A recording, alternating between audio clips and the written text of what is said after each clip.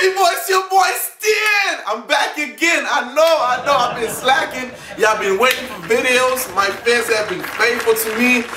They've been subscribing to me. Even though I ain't post no damn videos.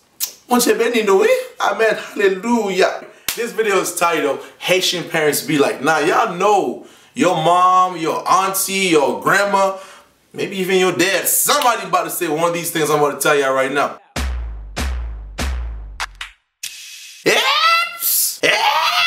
Fout tonnerre, hein? Ou pas honte? Allez, ma pas chercher un koto gratte, attendez? Mal pour honte, sans sentiment, né frette, chien d'homme. Bon, ça te fout voyo, ou même, ou pas rien pour faire? Regardez, ça fait choix. La fois frette, attendez? La fois frette, oui, pas pour mettre l'eau dans le divan, attendez? La fois frette, oui, regardez, ma pour mettre l'eau dans le divan, attendez? Seulement, c'est anis, ma n'a rien d'avant, non? M'pas n'a rien d'avant. Bon.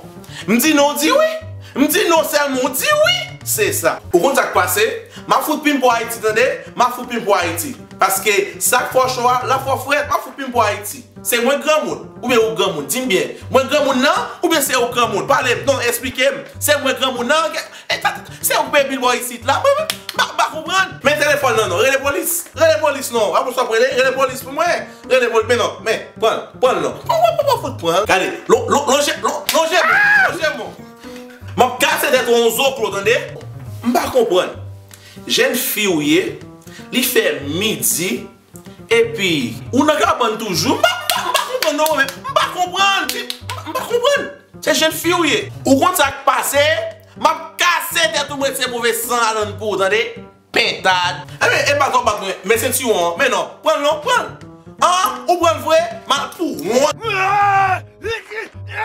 Well, mes amis, la peste by black live avec nous. Just so y'all know, please be sure to follow me on Instagram, Twitter, Facebook, MySpace. Now I'm just playing. Nobody got time for that. You see it right there? Stand by Black. Follow it. If that's it, and listen, man, Welly, Stand by Black.